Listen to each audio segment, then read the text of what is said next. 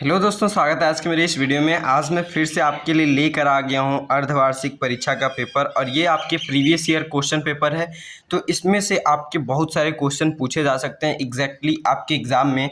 तो ये जितने भी आपके प्रीवियस ईयर एग्ज़ाम पेपर होते हैं उनको सॉल्व करना आपके लिए बहुत ही इंपॉर्टेंट हो जाता है अगर आप अच्छे नंबर गेन करना चाहते हैं इन योर एग्जामिनेशन। तो यहाँ पर आपको सबसे पहले देखना पड़ेगा किस तरीके के आपके क्वेश्चन पूछे जाते हैं और उनका आंसर आपको किस तरीके से लिखना होता है। सबसे पहले यहाँ पर मैं आपको डायरेक्ट पेपर दिखाऊंगा और उसके बाद मैं उनके आंसर दिखाऊंगा और बाद में आपके लिए एक नेक्स्ट वीडियो में लाऊंगा जिसमें आपको लिखने का फुल तरीका आपको बताने वाला हूं कि किस तरीके से आप लिखिए। अगर आपको कम नॉलेज भी है इस सब्जेक्ट के बारे में फिर भी आप अच्छे से लिख करके आप अपने अच्छे नंबर गेन कर सकते हैं इन योर एग्जामिनेशन। तो यहाँ पर आपको सबसे पहले क्या करना है, आपको सभी क्वेश्चन पेपर देखने हैं प्रीवियस ईयर जो कि मेरे चैनल पे सबसे पहले अपलोडेड हैं और अगर उनकी पीडीएफ भी चाहिए आपको तो मेरे ऐप पे वो अपलोडेड हैं, वहाँ से आप डाउनलोड कर सकते हैं। मेरे ऐप का भी नाम प्रेपवेव है, आप अगर प्ले स्टोर पे सर्च करेंगे तो वहाँ पर आपको मिल जाएगा। तो यहाँ पर सबसे पहले आपको अर्धवार्षिक परीक्षा जो है उसका पेपर ये इस तरीके से आपका सबसे पहला क्वेश्चन इस तरीके से आता है। ये तो आप जानते ही हैं किस तरीके से क्वेश्चंस पूछे जाते हैं। यहाँ पर डिवाइडेड हैं आपके सेक्शंस क्वेश्चन वाइज। तो यहाँ पर सबसे पहला सेक्शन ए रीडिंग आता है जिसमें कि आपको 12 मार्क्स के क्वेश्चन पूछे जाते हैं।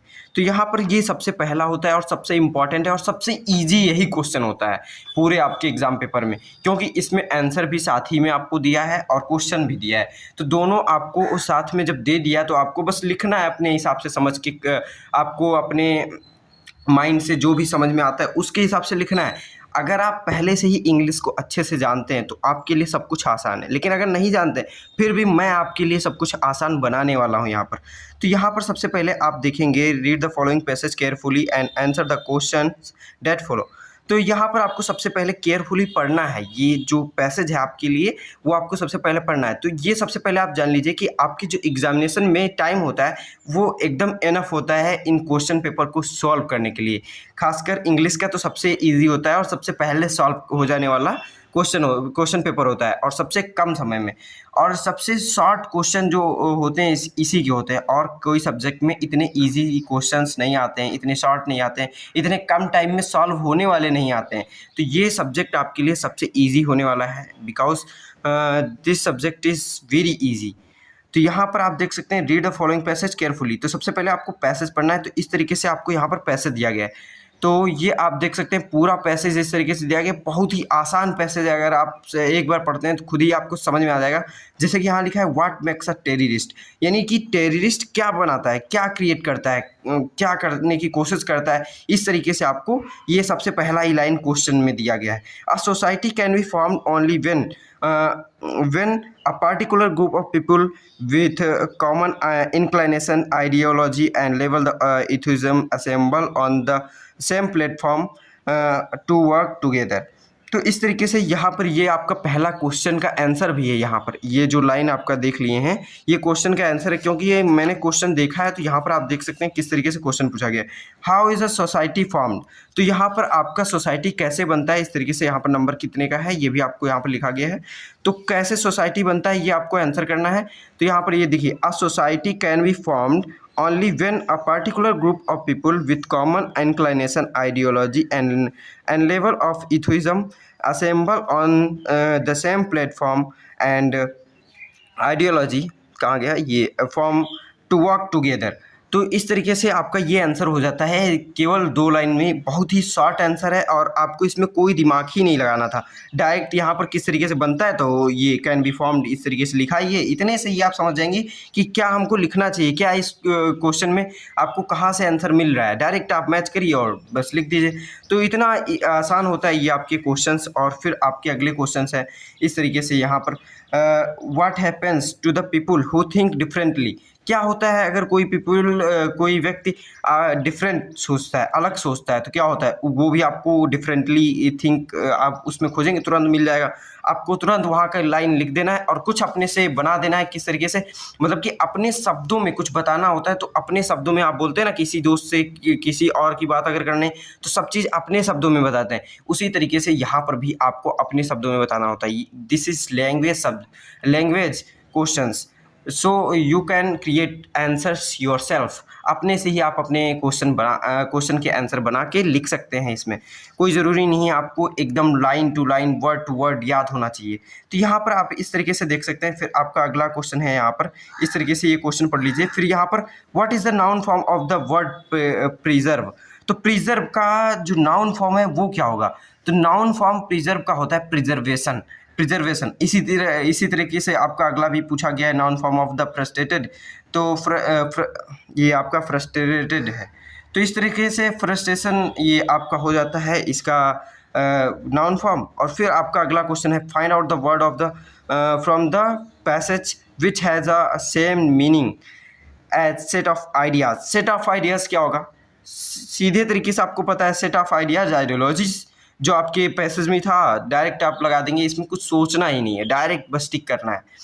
फिर आपका अगला क्वेश्चन है, right an article essay on any one of the following topics in about 100 to 150 words.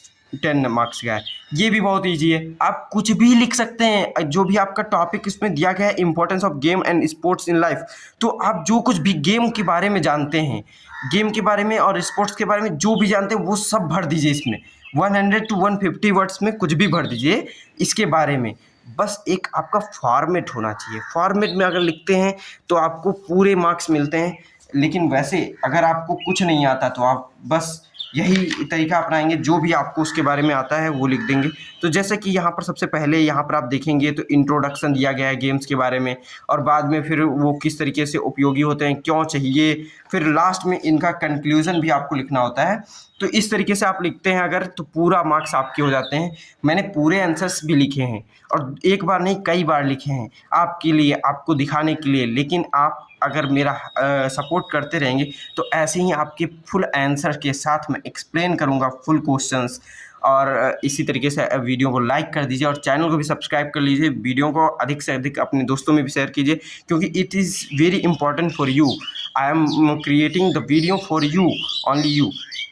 Next question देखते हैं। तो यहाँ पर आप ये इस तरीके से देख सकते हैं, माय फेवरेट बुक। तो फेवरेट बुक, जो भी आपका फेवरेट बुक है, मैथ है, इंग्लिश है, फिजिक्स है, जो भी है, या फिर रामायण और कोई भी आपका हो सकता है बुक, भगवद गीता, इस तरीके से जो भी आपका बुक फेवरेट है उसके बारे में जो भी आपको जानते हैं, किसने लिखा, कब लिखा, क्यों लिखा, उसमें क्या क्या चीज़ें हैं, इस तरीके से आप अगर टॉपिक वाइज लिख देते हैं तो आपको पूरे नंबर मिलने वाले हैं। ऐसे में तो कुछ आपको करना ही नहीं होता है। फिर यहाँ पर आपका अगला क्वेश्चन है, write a letter to the superintendent of police the your city requesting him to improve the law and order situation in your area. तो यहाँ पर आपको लॉ एंड ऑर्डर सिचुएशन के लिए आपको सही करने के लिए, इम्प्रूव करने के लिए आपको एक एसपी को लेटर लिखना है। तो ये आपका लेटर है, इसमें आपको पूरे पैटर्न का फुल ध्यान रखना रहता है कि किस तरीके से आपको ये लेटर आपको लिखना है। पूरा पैटर्न वाइज होना चाहिए। अगर पैटर्न इसमें फॉलो नहीं करते हैं तो आपके आधे से ज़्यादा मार्क्स तो ऐसे ही कट जाएंगे। और इसमें पैटर्न की इम्पोर्टेंस सबसे ज़्यादा है, क्योंकि ये आपको लेटर होता है तो किसी उच्च अधिकारी को देंगे। अगर उसमें पैटर्न कुछ भी समझ में नहीं आ रहा है तो वो क्या पढ़ के उस पर एक्शन लेगा। तो इस तरीके से इसमें सबसे पहले पैटर्न पर ध्यान दीजिए। तो यहाँ पर सबसे पहला आपका एड्रेस होता है, फिर आप डेट, किस डेट को आप ये लेटर लिख रहे हैं, और फिर यहाँ पर आपको जिसको भी आपको लेटर लिखना है उसका पद लिखना होता है, और फिर उसका एड्रेस लिखना होता है। जैसे कि इलाहाबाद यूपी, इस तरीके से मैंने लिख दिया। फिर आपको सबसे पहले सब्जेक्ट लिखना होगा। तो सब्जेक्ट क्या है? Request to improve law and order situation in your area. In your area मैंने कहा क्योंकि आपके लिए मैंने कहा कि आप अपनी एरिया में ये लॉ एंड ऑर्डर सिचुएशन सुधारने के लिए कह रहे हैं। तो यहाँ पर आप क्या लिखेंगे जब आप लेटर लिखेंगे? इन माई एरिया, क्योंकि आप अपने लिए लिख रहे हैं, ठीक है। तो इन माई एरिया लिखेंगे, और मैंने कहा कि ये इन योर एरिया, ओके।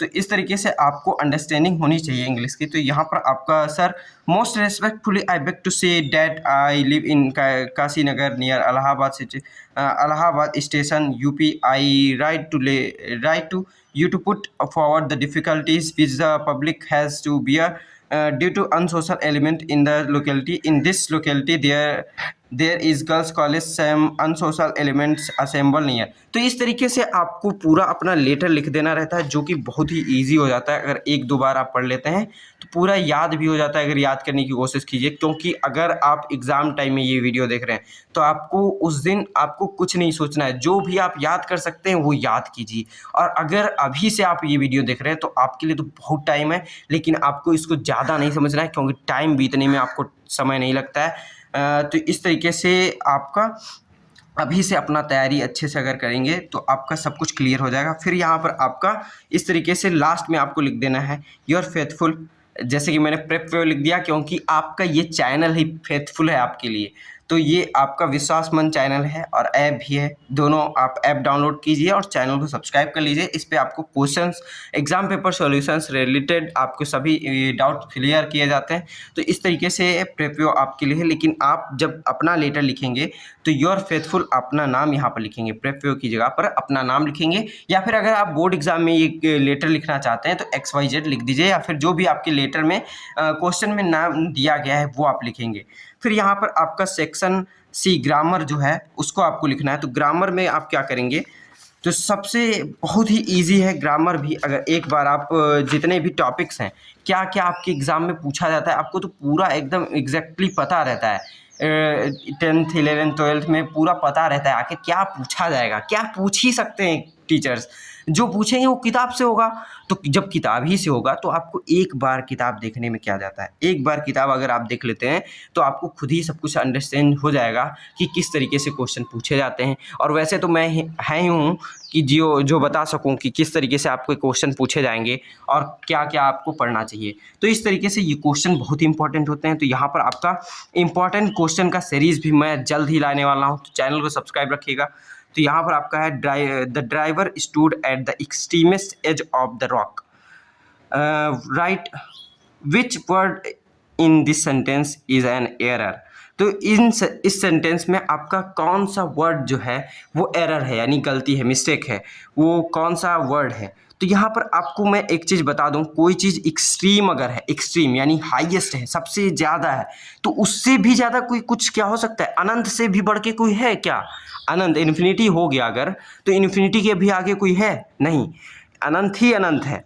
तो एक्सट्रीम में एस्ट नहीं लगा सकते, क्योंकि उससे बड़ा कुछ नहीं, एक्सट्रीमिस्ट नहीं हो सकता, ये वर्ड आपका गलत हो जाता है। तो इस तरीके से आपको इस पर टिक कर देना है, ये आपका यहाँ पर सही हो जाएगा। द फ्रेज माने क्या होते हैं, मुहावरे होते हैं। तो मुहावरे तो आपके कुछ भी बोले जा सकते हैं, तो बहुत सारे मुहावरे होंगे, आप जैसे कि खुद ही जानते हैं। तो इस तरीके से यहाँ पर आपका एक इंग्लिश में मुहावरा दिया गया है। इसमें जो मुहावरे दिए होते हैं इंग्लिश में, जैसे आप लोग मुहावरों को यूज़ करते हैं अपने लैंग्वेज में, वैसे ही इंग्लिश में भी यूज़ होते हैं मुहावरे। तो इस तरीके से यहाँ पर आपके हैं पिक होल्स इन यानी पिक होल खोजना, यानी कोई गलती खोजना, है ना। इस तरीके से आप सोचिए, फाइंड फॉल्ट विथ, तो होल यानी गलती, कोई मिस्टेक खोजना, किसी की गलती या फिर किसी वस्तु की कमियां, कोई भी कुछ भी खोजना जो कमियां। तो इस तरीके से पिक मतलब खोजना। ओके, इस तरीके से आप समझ सकते हैं, समझने के लिए मैं बता रहा हूँ। फाइंड फॉल्ट विथ, ये आपका हो जाता है आंसर। फिर यहाँ पर आपका the synonym of despise is, तो डिस्पाइस का आपका जो सिनोनिम है, सिनोनिम मतलब होता है पर्यायवाची। तो ये चीज़ें बहुत इंपॉर्टेंट है कि क्वेश्चन में पूछा क्या जा रहा है उसको आपको मीनिंग ज़रूर पता होना चाहिए हिंदी में। डिस्पाइस का सिनोनिम हो जाता है हेट, क्योंकि डिस्पाइस मीन्स नफरत करना होता है, हेट मीन्स भी नफरत करना होता है। तो इस तरीके से आपका सिनोनिम पर्यायवाची ये हो जाता है। फिर आपका अगला क्वेश्चन इस तरीके से दिया गया है, मैं दिखा दे रहा हूँ। यहाँ पर आपका फिर अगला question, the antonym of severe is. हाँ, सीवियर मतलब होता है, देखिए अगर इसमें सिनोनिम पूछा होता, सीवियर में अगर सिनोनिम पूछा होता तो इसका बोल्ड हो जाता, सीवियर मतलब गंभीर, और माइल्ड मिस गंभीर नहीं है, बस माइल्ड हो गया। तो इस तरीके से ये माइल्ड आपका राइट आंसर हो जाता है यहाँ पर, क्योंकि एंटोनिम पूछा है। फिर यहाँ पर आपका the which can not be corrected, the which can not be corrected, क्या सही नहीं हो सकता है यहाँ पर। तो अनइंटेलिजेंट सही है, इंडेलिबल ये भी सही है। फिर आपका इसी तरीके से इलिजिबल ये भी सही है।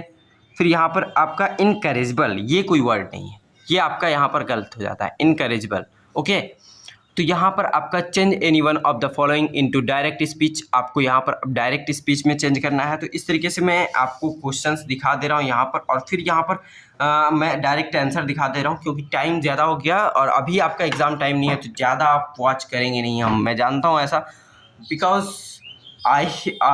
मैंने खुद ये चीज़ें देखी है और मैं भी आपके ही लेवल से आया हूँ। तो इस तरीके से आप ये देख सकते हैं, पूरा क्वेश्चन देख लीजिए, और यहाँ पर फिर मैं आपको इनके आंसर दिखा देता हूँ, और इनका आप PDF मेरे प्रेप ऐप से डाउनलोड कर सकते हैं। मिलते हैं अगले वीडियो में, तब तक के लिए धन्यवाद।